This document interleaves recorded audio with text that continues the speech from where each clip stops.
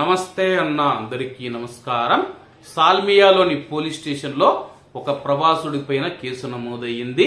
స్థానిక మీడియా తెలిపిన వివరాల ప్రకారం డ్యూటీలో ఉండగా ప్రవాసుడు తన పైన దాడి చేశాడని ఆరోపిస్తూ ఒక సెక్యూరిటీ గార్డు ఓ ప్రైవేటు స్కూలు లీగల్ రిప్రజెంటేటివ్ తో కలిసి సాల్మియా పోలీస్ స్టేషన్ లో అతని పైన ఫిర్యాదు చేశాడు.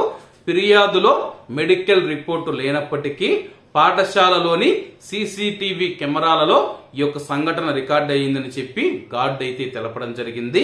అలాగే ఆ యొక్క సెక్యూరిటీ గార్డు తెలిపిన వివరాల ప్రకారం ఒక విద్యార్థి సోదరుడు స్కూల్ దగ్గరికి వచ్చాడని చెప్పేసి ఎటువంటి సరైన కారణం లేదా అధికారికంగా ఎటువంటి అనుమతి లేకుండా తన యొక్క తమ్ముడిని ఇంటికి తీసుకువెళ్ళడానికి పాఠశాలకైతే చేరుకున్నాడు.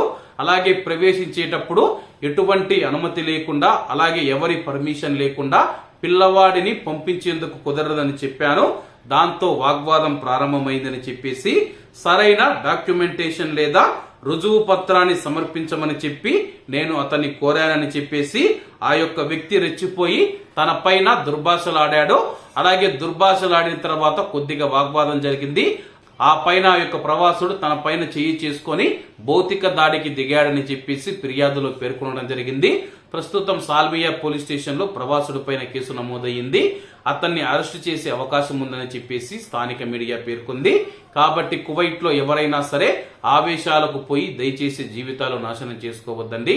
మరి ఇటువంటి విషయాలలో చాలా జాగ్రత్తగా ఉండాలని కోరుకుంటూ అందరూ బాగుండాలి, అందులో మనం ఉండాలి. అందరికీ నమస్తే అన్న, జై హింద్.